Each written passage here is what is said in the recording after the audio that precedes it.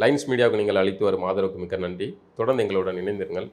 Like பண்ணுங்கள், subscribe பண்ணுங்கள், நண்பர்களுக்கு பகிருங்கள். நாம் இணைந்து பயணிப்போம். லைன்ஸ் மீடியா தமிழ் உறவுகளுக்கு வணக்கம். இன்றைய அரசியல் களம் நிகழ்ச்சிக்கு தங்களை அன்போடு வரவேற்கிறேன். வணக்கம். வணக்கம் சின்ன. தமிழகத்தினுடைய முன்னாள் முதலமைச்சர் மு கருணாநிதி அவர்களுக்கு பாரத ரத்னா விருது கொடுக்கணும் அப்படின்னு நாடாளுமன்றத்தில் வலியுறுத்தியிருக்காங்க தமிழச்சி தங்கப்பாண்டியன் அவர்கள். அவருக்கு உண்மையவே கொடுக்கலாமா? கொடுக்கறதுல உங்களுக்கு ஏதாவது சங்கடம் இருக்குதா? எனக்கு நீங்களே சொல்லிடுங்க. தமிழ்நாட்டுடைய பல சீரழிவுகளுக்கு முதன்மையான காரணமாக இருக்கிறதுல நீங்கள் அதை நூல் பிடிச்சி போனீங்கன்னா அதில் இருக்கிற பேர் கருணாநிதி அப்படிங்கிற ஒரு பேர் தவறாமல் இடம்பெறும். நீங்கள் மற்ற எல்லா விஷயங்களையுமே ஆய்வு பண்ணி பாருங்கள், எந்த விஷயங்களையுமே ஆய்வு பண்ணி பாருங்கள். மேலோட்டமாக பார்க்கும்போது சில நல்லதுகள் செஞ்ச மாதிரி எப்படி ஒரு தோற்றம் இருக்கும். ஆனால் பல சீரழிவுகளுக்கு, பல சிக்கல்களுக்கு, அதுவும் குறிப்பாக தமிழினத்தை சார்ந்தவர்களாக இதை யோசித்து பார்த்தால் அதில் கருணாநிதி செய்த நயவஞ்சக செயல் பெரிய அளவில் இருக்கும். அது எல்லாம் இந்த தமிழ்நாட்டு தமிழர்கள் பாதிக்கப்பட்டதெல்லாம் கூட ஒரு ஓரமாக அப்படி தனியாக எடுத்து வச்சுட்டோம்னா, நீங்கள் 2009 கருணாநிதி செஞ்ச அந்த நயவஞ்சக துரோகம் அதை வரலாறு ஒரு காலமும் மன்னிக்க முடியாது. எனக்கு கருணாநிதிக்கு பாரத ரத்னா கொடுக்கணும் அப்படிங்கிறத விட அதுக்கு வேற பேர் ஏதாவது வச்சா அது சரியாக பொருத்தமா. துரோகி ரத்னா இல்லைன்னா லங்கா ரத்னா இந்த மாதிரியான பெயர்கள் கொடுக்கலாம். பாரத ரத்னாங்கிற பேர் பொருத்தமாக இருக்காது. அது பாரத ரத்னா இது முன்னாடி வாங்கினவங்க எல்லாரையுமே கொச்சைப்படுத்துறதுக்கு சமம். நீங்கள் வரலாறு உங்களுக்கு ஒரு பெரிய வாய்ப்பை கொடுத்தது தமிழர்களோட நிற்கிறதுக்கு. தமிழர்களும் தங்களை திராவிடர்களாக கருதிக்கிட்டு அவர் செஞ்ச வேலை எல்லாமே தமிழர்களாக செஞ்சார். தமிழர்களுக்காக வேணா நீங்கள் அதை நுணுக்கமாக ஆய்வு பண்ணி பார்த்தீங்கன்னா அவர் செஞ்ச வேலைகள் எல்லாம் இங்கே இருந்த திராவிடர்களுக்கு பயனாக இருந்திருக்குமே இல்லையே, தமிழர்களுக்கு பயனாக இருந்திருக்காரு. அதில் ஏதோ ஒரு வகையில் இந்த ஒரு பொய் சொல்கிறோம்னா அதில் கொஞ்சம் உண்மையும் கலந்துருக்கணுங்க மாதிரி கருணாநிதி அவர்கள் செஞ்சதில் பெருவாரியாக அந்த நுணுக்கமாக உள்ளுக்குள்ளே பார்த்தீங்கன்னா அதுக்குள்ளே இங்கே இருக்கிற பிற மொழியினர், குறிப்பாக தெலுங்கர்கள், இவர்களுடைய சார்ந்த அரசியலாக தான் இருக்குமே இல்லையே, மற்றபடி இங்கே எந்த வித தமிழர்களுக்கு நேரடியாக பலனளித்ததாக அவர் வாழ்நாளில் இருந்திருக்காரு. இங்கே இருக்கிற திராவிட மாடல் இங்கே இருக்கிற தமிழர்களுக்கு எவ்வளோ பேருக்கு விருது கொடுத்து மகிழ்ச்சிருக்காங்க. தெலுங்கர்களுக்கு தகைச்சால் தமிழர்னு விருது கொடுப்பாங்க. தெலுங்கரை கூட்டு இங்கே தமிழர்களுடைய ஆராய்ச்சி மையத்துக்கு ஒரு தெலுங்கரை தலைவராக போடுவாங்க. இப்படி அவர்கள் செய்வாங்க. இதெல்லாம் பார்த்துட்டு நீங்கள் அதெல்லாம் தமிழர்களுக்கு நல்லது செய்கிற மாதிரி உங்களுக்கு தோணும். சரி, இங்கே எவ்வளோ தமிழர்கள் இருக்காங்க, அவர்களை தேடி பிடிச்சி நீங்கள் என்ன விருது கொடுத்தீங்க? நான் இப்போ சமீபத்தில் மறைந்த ஒரிசா வாழ்வர்கள் இருக்காங்க. அவர் இறந்த வாடகை வீட்டில் இருக்கார், குடும்பம் சிரமத்தில் இருக்காங்க. என்ன தமிழ்நாடு அரசு செஞ்சு? தமிழ்நாட்டில் தமிழர்கள் அப்படிங்கிற போர்வையில் இருக்கக்கூடிய பிறமொழியினருக்கு திராவிட மாடல் அரசோ இல்லை கருணாநிதி அவர்களோ இவர்கள் பார்த்து பார்த்து செஞ்சுருப்பாங்களே இல்லையே, தமிழர்களை உண்மையாக தமிழ் தேசியத்தை, தமிழர்களுடைய தமிழகம், தமிழ்நாட்டின் வளர்ச்சி, தமிழ் மொழியின் வளர்ச்சி சார்ந்து இயங்கக்கூடியவர்கள் அங்கீகரிக்கப்பட்டார்களா? தமிழ்நாட்டில் தமிழர்கள் அப்படின்னு ஒருத்தவங்க சொல்லி அரசியல் செஞ்சால் அவர்கள் புறக்கணிக்கப்படுற நிலை தான் இருக்குது. அதை செஞ்சதில் பிதாமகன் கருணாநிதி அவர்களுடைய பங்கு பெரும் பங்கு. ஒவ்வொரு தமிழ் தேசிய அமைப்புகளையும் உடைச்சி இது பண்ணுறது, தமிழர்களுக்குள்ள பிளவுகளை உண்டு பண்ணுறது, தமிழர்களுடைய இடஒதுக்கீடு பங்கீட்டுகளில் பிறமொழியினரை நுழைக்கிறது, இப்படி எல்லாமே போராடி சேர்த்த வன்னியர்கள்லாம் சேர்த்தாங்க இடஒதுக்கீடுக்காக. ஆனால் அதுக்குள்ளே என்ன பண்ணார் கருணாநிதி அவர்கள்? என்ன நுழைச்சார்? நைஸாக அவருக்குள்ளே என்னத்தை கொண்டு சேர்த்தார்? அப்படிலாம் விரிவாக நீங்கள் பார்க்க போனீங்கன்னா அதுக்குள்ளே எல்லாமே கருணாநிதியோடைய எல்லாத்தையுமே நீங்கள் நோண்டி இது இப்படி இப்படி இப்படி இவ்வளோ குறைகள் மட்டுமே சொல்லி இருக்க முடியாது. வேறு வழியே இல்லை சார், வேறு வழியே இல்லை. கருணாநிதியை அப்படி தான் நம்ம அம்பலப்படுத்தி ஆகணும். வரலாற்றில் கருணாநிதியின் துரோகம் ஒரு காலம் மறக்கடிக்கப்படாது. தமிழினத்தின் கடைசி தமிழன் இருக்கிற வரைக்கும் வரலாற்றில் கருணாநிதியின் துரோகம் பேசப்பட்டு கொண்டே இருக்கும். இந்தியா முழுதும் இன்னைக்கு பிஜேபி வளர்ந்துருச்சு. ஆனால் இன்னைக்கு தமிழ்நாட்டில் கால் ஒன்றே முடியாத காரணம் திராவிட கழகம் தானே, திராவிட முன்னேற்ற கழகம், திராவிட சித்தாந்தங்கள் தானே. இதுதான் ஸ்டிக்கர் ஒட்டுறதுங்கிறது. தமிழ்நாட்டில் இயல்பாகவே தமிழர்கள்ட்ட இருந்த ஆரிய எதிர்ப்பு அல்லது அந்நியர் வடவரோட எதிர்ப்பு இயல்பாகவே தமிழர்கிட்ட இருந்தது. அதை இவர்கள் மூலதனமாக தங்களுக்கானதாக மடைமாற்றி கொண்டார்கள். அப்படி தான் அதை எடுத்துக்க முடியாது. தமிழனுடைய இது இல்லாமல், துணை இல்லாமல் இவர்கள் திராவிடர்களால் இது பண்ணிருக்க முடியுமா? போராட்டம், இந்தி திணிப்புக்கு எதிராக தமிழர்கள் போராடினார்கள். அந்த போராட்டத்தை பலனை திராவிடர்கள் அனுபவிச்சாங்க. ராமசாமியார் அவர்கள் இந்தி திணிப்பு விஷயத்தில் எப்படி இந்த காளிகளை சுட்டுக் கொள்ளுங்கன்னு ஆரம்பித்து பேசினவர் தான். பின்னாடி இந்தி திணிப்பு கிளர்ச்சி பெரிய அளவில் மாறுது. அது அந்த சமயத்தில் திமுக அதை பயன்படுத்தி கொண்டது, மாணவர்களை பயன்படுத்தி கொண்டது. அப்படிங்கும்போது அது வளர்ச்சி இதாகுதுன்னா பின்னாடி இவர்கள் ஸ்டிக்கர் ஒட்டிக்கிட்டாங்க, அந்த அதிகாரத்தை பிடிச்சாங்க. அதிகாரத்தை பிடிச்ச உடனே தமிழ்நாட்டில் மாணவர்கள் இதை படிப்பை பாருங்கள், அரசியலை நாங்கள் பார்த்துக்கிட்டோன்னு உருட்டிட்டாங்க. அதுக்கப்புறம் இந்தி திணிப்பில் இறந்தவர்கள் யார், அந்த போராட்டம் எப்படி நடந்தது, அதனுடைய வீரியம் என்ன, எதிர்வினை என்ன, இதையெல்லாம் நீங்கள் படிச்சீங்களா? நான் படித்தது இல்லை, நம்ம முந்தைய தலைமுறை படித்தது கிடையாது. ஏன் இவங்க ஜெயிச்சவங்க வந்து அந்த யார் மூலமாக நீங்கள் அதிகாரத்தை பிடிச்சிங்க? அந்த அதிகாரத்தை பிடித்ததுக்கு காரணமான அந்த போராட்டத்தை ஒவ்வொரு பள்ளி மாணவர்களுடைய இதில் பதிவு பண்ணியிருக்கும்ல. சங்கரலிங்கனார், செத்துப்போன சங்கரலிங்கனார், உண்ணாவிரதம் இருந்து செத்துப்போன தன்னுடைய உயிரை தியாகம் செஞ்ச சங்கரலிங்க நாடார் அவர்கள் உயிர் தியாகம் செய்யலைன்னா இந்த தேசத்தை, இந்த நாடு தமிழ்நாட்டை வந்து திராவிட நாடுன்னு வச்சுருப்பாங்க கூச்சம் இல்லாமல். நீங்கள் இன்றைக்கி திராவிட அரசியலுக்கு எதிராக தமிழர்கள் பேசிக்கிட்டு இருக்காங்கல்ல, இதே மாதிரி தமிழ்நாட்டை திராவிட நாட்டின் பெயரை தமிழ்நாடு என்று மாற்ற கோரி தமிழர்கள் போராடிக்கிட்டு இருக்க நிலை தான் இருந்திருக்கும். அந்த ஒரு மனுஷன் அன்னைக்கு வந்து செஞ்ச தியாகம் தான் வந்து வேறு வழி இல்லாமல் திராவிடர்களால் அது தமிழ்நாடுன்னு பெயர் வைக்கப்பட்டது. இல்லைன்னா இன்னைக்கு இப்போ சொல்கிறாங்கல்ல சட்டமன்றத்தில், அண்ணா அறிவித்தது இந்த நாள் தான் அப்படின்னு சொல்லி தமிழ்நாடு நாளுன்னு வேற ஒரு நாளை கொண்டாடுறாங்க. எல்லாம் வந்து குழந்தை பிறந்த நாளை கொண்டாடுவாங்க. இவர்கள் வந்து பேர் வச்ச நாள், பேர் வச்ச நாள், இல்லை தமிழ்நாடு பிரிஞ்ச நாள், அதான் தமிழர்களுடைய இது இல்லை. தமிழ் தேசியவாதிகள்லாம் அப்படி சொல்லிக்கிட்டு இருக்கும்போது ஏன் இது உங்கள் வம்படி அதை செய்கிறாங்க? தமிழர்களுக்கு வந்து குழப்பிக்கிட்டே இருக்கணும். தமிழனுக்கு புத்தாண்டு இருக்கக்கூடாது, அவனுக்கு வந்து எது வந்து புத்தாண்டுங்கிறதுல அவன் குழப்பத்திலே இருக்கணும். இப்படி உங்கள் கூட ஊடுருவி கெடுத்ததில்ல பெரும் பங்கு அண்ணா அவர்களாவது வந்து வந்தார், கொஞ்ச நாள் இருந்தார், போய் சேர்ந்துட்டார். பின்னாடி வந்த கருணாநிதி அவர்களுடைய நயவஞ்சக அரசியல் வந்து ஒட்டுமொத்தமாகவே தான். இஸ்லாமிய அமைப்புகள் இயங்குதா, ஒத்தமாக வந்து இயங்குறாங்க, பவர்ஃபுல்லாக இருக்காங்க, ஒற்றுமையாக இருக்காங்க அப்படின்னா அந்த அமைப்பை உடச்சி விடணும். அட்டவணை பிரிவினர்களில் ஒற்றுமையாக இயங்குறாங்களா, அவர்களை பிரித்து விடு. இப்படி பிரித்து விட்டு, ஏன்னா அவருக்கு ராமதாஸ் அவர்கள் சொன்னது மாதிரி தான், ஒரு கல்யாண மண்டபத்தில் அடைக்கக்கூடிய அளவுக்கு மக்கள் தொகை கொண்ட ஒரு கூட்டம் வந்து தமிழ்நாட்டை ஆளுதுன்னு ராமதாஸ் சொன்னார்ல, அதுதான்.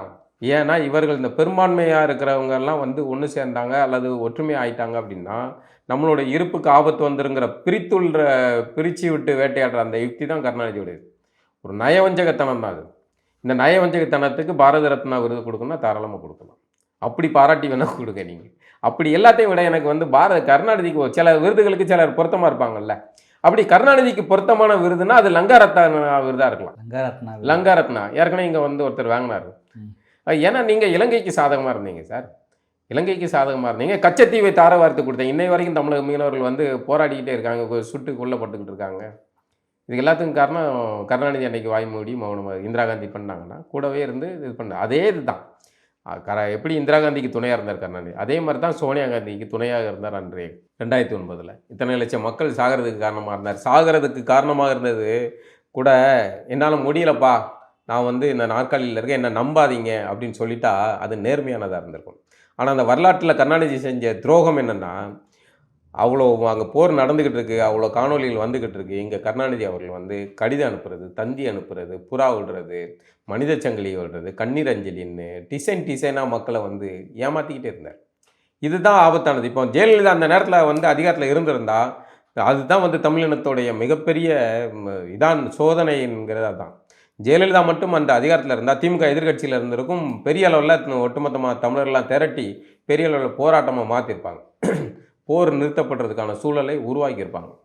ஆனால் கருணாநிதி அதிகாரத்தில் இருந்ததுனால கருணாநிதியுடைய நாற்காலியை வந்து கட்டியாக பிடிச்சிக்கிட்டு அந்த புத்தி இருக்குல்ல, அந்த புத்தி வந்து நாற்காலியை பாதுகாக்கிற புத்தி. அதனால் கடைசி வரைக்கும் மத்திய இதிலேருந்து அவங்க விளங்கவும் இல்லை, இதாகவும் இல்லை.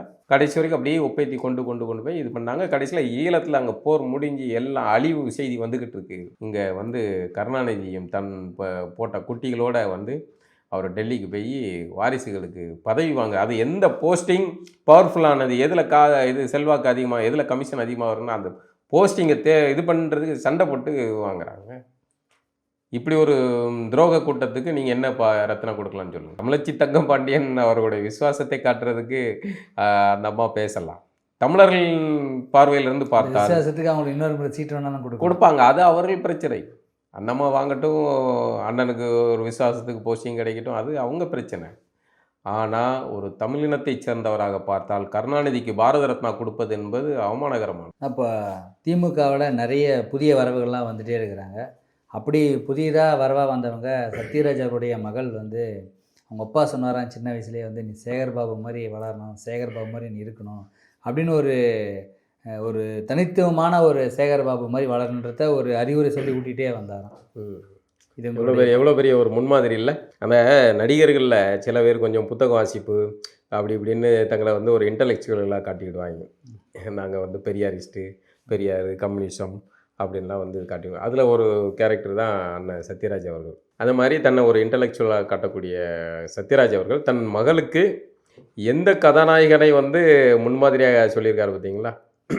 சேகர்பாபு. ஏன்னா உண்மையிலே சேகர்பாபு அரசியலில் நீங்கள் வந்து பிழைக்கிறது, சிறப்பாக வாழணும் அப்படின்னா நிச்சயமாக ஒரு தந்தையாக சத்யராஜ் அவர்கள் வந்து சரியாக தான் வழிகாட்டியிருக்காரு அப்படின்னு நினைக்கிறேன். இப்போ நீங்கள் சேகரா மாதிரி இல்லை, எவ்வளோ அமைச்சர்கள் இருக்காங்க, எவ்வளோ எம்எல்ஏ இருக்காங்க, ஆனால் குறிப்பிட்ட ஒரு சேகர்பாபு ஏன் சொன்னார்? அதுக்கு வேற ஏதாவது நீங்கள் லிங்க் போடுறீங்கன்னு நினைக்கிறேன். கரெக்டாக இல்லை, சேகர்பாபு சென்னையோட அடுத்த மேயருக்கு ஏதாவது அவங்க இருக்கலாம் இருக்கலாம் கரெக்டாக இது பண்ணிட்டீங்களேங்க. பிரியா இருக்காங்க. ஆமா, சரி. இப்போ யார் மூலமா நடக்கு? இப்போ மேயர் பிரியா வந்து அந்த பொண்ணு யாருன்னே தெரியாது, ஆனா வந்து மறுநாளே வந்து மேயர் ஆக முடிஞ்சது. மற்றவங்களை பிடிச்சா நம்ம சென்னையில் ஒன்றும் பண்ண முடியாது. சரி, அப்போ சேகர்பாபு சொன்னா இது ஒரு பேசு பொருளாகும். அப்போ அடுத்த முறை திமுகவின் செல்வாக்கான அமைச்சர் யாரு அப்படிங்கிறதுல கரெக்டா மோப்பம் முடிச்சு சேகர்பாபு தான் வந்து நீ உன்னுடைய முன்னத்தி ஏறாக வச்சுக்கணும் அப்படின்னு. இன்னொரு பேரை கூட சொல்லியிருக்கலாம், அவர் மறந்துட்டாங்கன்னு நினைக்கிறேன். செந்தில் பாலாஜி சொல்லியிருப்பாங்க. செந்தில் பாலாஜி, ஏவாவேலு அப்படின்னு சொல்லியிருப்பாங்க. அதுல சேகர்பாபு தான் இன்னைக்கு வந்து அந்த குடும்பத்தோடைய சென்னையிலே இருக்காரு. ஆமா, அன்னாரிவாளையத்தோடைய முதன்மையான ஆளா இருக்காரு. இதுல குறிப்பா என்ன சொல்லணும்னா, சேகர்பாபுடைய வரலாறு அதிமுகவில் இருக்கும்போது ஜெயலலிதா சசிகலா காலில் உளுந்து எந்திச்சது அங்கே வரலாறு.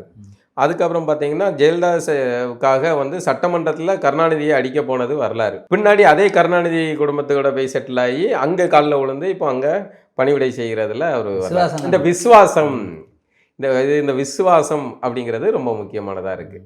அப்போ விசுவாசம் அதோட சேர்த்து நீங்கள் எப்படி வந்து அதிகாரத்தில் முக்கியமான இடத்துல உட்கார்றீங்க, எவ்வளோ சம்பாதிக்கிறீங்க, அதெல்லாம் வந்து நமக்கு வந்து ஒரு முன்மாதிரியாக இருக்கணும். நம்ம யாரை முன்மாதிரியாக எடுப்போம்? ஒரு நல்ல தலைவரை முன்மாதிரியாக எடுக்கணும், இவர் மூலம் வரணும் அப்படின்னு தானே ஒவ்வொரு குழந்தைங்களும் சொல்லியிருப்பாங்க. அப்போ சத்யராஜ் அவர்கள் வந்து இப்படி ஒரு தர முன்மாதிரியாக தன் மகளுக்கு கற்பிச்சிருக்காருன்னா அண்ணன் இவ்வளோ பெரிய காரியகர்த்தா சமூகத்துக்கு சேவை செய்யணும்னா நம்ம தலைவரை சொல்லலாம். சேவை செஞ்சாதானே அவங்க அதுக்கு போகிறாங்க. அதுவும் சரிதான். சத்யராஜ் அவர்கள் வித்தியாசமான ஆள். அந்த இடக்கிற எந்த இதுக்கு எத்தாப்புல பேசணும் அப்படிங்கிறதுல இடம் பொருள் ஏவல் கண்டு அவங்க அவர் ஒரு கட்டப்பாத்தான். பாகுபலி கட்டப்பாத்தான் நிஜபத்துலையுமே. அதுக்கு எத்தாப்புல தான் அப்படி இருக்காரு. பேசுறதெல்லாம் சும்மா பேசுறது தான். இதுல அவர் இப்போ பொண்ணுக்காக கண்டிப்பா அடுத்த மேயர் வந்து சத்யராஜின் மகள் அவங்களுக்கு ஆசை இல்லைன்னா கூட நீங்க ஆக்கி விட்டுருவீங்க. அவங்களுக்கு ஏன்பா வெப்பனை கொடுக்குறீங்க? இல்ல, அப்படிதான் அந்த நகர்றத பார்த்தா அப்படிதான் நகருது. ஒரு வேலை நடந்துச்சுன்னா நம்ம அன்னைக்கே சொன்ன மாதிரியே நடந்தா கூட இருக்கு. சின்ன அன்றே கணித்தார் அப்படின்னு ஒரு வீடியோ போடலாம். இப்போ நிறைய இப்போ வந்து அதிமுக தாவேகா ஒன்று சேரத்துக்கான சாத்தியக்கூறுகள் நிறைய இருந்துச்சுன்னு பேசணும். இப்போ அவங்க என்ன சொல்லியிருக்காங்கன்னா, விஜய முதல்வராக யார் ஏற்றுக்கிறாங்களோ அவங்க தலைமையில் மட்டும்தான் கூட்டணி அப்படின்னு சொல்லியிருக்காங்க. இதில் எந்த மாதிரியான கட்சிகள் நிலைப்பாடு எப்படி இருக்கும் அப்படின்னு சொல்லி தெரியல. இந்த செய்தி இது வந்து ஏற்கனவே அப்படியே மெல்ல மெல்ல சொல்கிறாங்க. இப்போ கொஞ்சம் அழுத்தமாக பேசுகிறாங்க. கொஞ்சம் செல்வாக்குகள் கூட்டுற மாதிரி அவர்களுக்கு தெரியும், நம்மளே தனிச்சு நின்று ஜெயிச்சிடலாம் அப்படி இப்படின்னு யாரும் விஜய்க்கு ஏற்றி விட்டுருப்பாங்க. அதிமுக பழனிசாமி தலையில் இடி விழுந்தது தான். ஏன்னா அங்கே கூட்டணி வந்து அதிமுகவோட கூட்டணி சேர்ந்தால்தான், விஜய் கூட்டணி சேர்ந்தால்தான் அதிமுகவுக்கு ஏதாவது எதிரணி இன்னும் வலுப்பெறும். இப்போ இருக்கிற ஆளுங்கட்சி கூட பெரிய கட்சிகள் எல்லாம் கூட்டணியில் இருக்கிறாங்க. இப்போ இங்கே ஒன்றும் இல்லை. இருக்கிற பாமகவுமே குடும்ப சண்டையில் அது வந்து சந்திச்சிருச்சுக்கிட்டு இருக்கு. அப்போ அங்கே செல்வாக்கு இல்லை. அப்போ அதுக்கேற்ற மாதிரியான ஒரு செல்வாக்காக வந்து விஜய் கூட சேர்ந்தால் மட்டும்தான் தாக்கு பிடிக்க முடியும். அப்போ விஜய் கூட சேர்றதுக்கான வாய்ப்புகளே இல்லை. விஜய் முதல்வராக பழனிசாமி ஏற்றுக்கிடுவாரா? முடியாது. பழனிசாமி முதல்வராக விஜய் ஏற்றுக்கிட முடியாது. அப்போ அவங்களுக்குள்ள என்ன டீலிங் வைக்கிறது அப்படிங்கிற பொறுத்து தான் மாறும். அப்போ விஜய் கூட இனிமேல் கூட்டணி சேர போகிறதுக்கான அது சேர விடாமல் பார்த்துக்கிட்டதுக்கு இப்போ செங்கோட்டையன், டிடிவி மாதிரியான ஆள்கள்லாம் வந்து அந்த வேலையை செய்வாங்கன்னு வைங்களேன். இப்போது விஜய் கூட கூட்டணி சேர்றதுக்கான வாய்ப்புகள் இருக்குது. திமுக கூட்டணியில் இருக்க ஆட்கள் மட்டும்தான். விசிக, கம்யூனிஸ்ட்டுகள், காங்கிரஸ் ஏற்கனவே வந்து டீலிங் பேசிட்டு போயிருக்காங்க. டெல்லியிலேருந்து வந்து பேசிட்டு போயிருக்காங்க. ஸோ அது திமுக கூட்டணி ஏன்னா உடையறதுக்கு வாய்ப்பு இருக்குமா? கடைசி நேரத்தில் உடையறதுக்கு எல்லாமே சொல்ல முடியல. ஆமாம், அதுக்கு எதுனாலும் வாய்ப்பு இருக்குது. சூழல் மாறலாம். அது காங்கிரஸ் ஒருவேளை அப்படி ஒரு லாபி பண்ணி இது பண்ணாங்கன்னா அதுக்கான சாத்தியக்கூறுகள் இருக்குது. இன்றைக்கி குட் மார்னிங் போட்டுக்கிட்டு இருக்க விசிக திருமாவளவன் அவர்கள் வந்து குட் நைட் சொல்லிட்டு கிளம்பி போயிடுவார். டாட்டா. டாட்டா போட்டு இப்போ கிளம்பி போகிறதுக்கான வாய்ப்புகள் இருக்குது. ஏன்னா அரசியலில் இதே கூட்டம் தானே வந்து 2016 கடைசி வரைக்கும் கருணாநிதியை பாலும் பலம்னு நம்ப வச்சு கருத்தை எடுத்துகிட்டு போனாங்க. பழமொழி பாலில் அது மாதிரி எந்த சூழலும் நடக்கிறது. ஆனால் பழனிசாமிக்கு தான் வாய்ப்பு இல்லை அப்படிங்கிறது தான் இது மூலமாக உறுதியாகுது. மீண்டும் ஒரு நிகழ்வு சந்திப்போம்ண்ணா. நன்றி. நன்றி.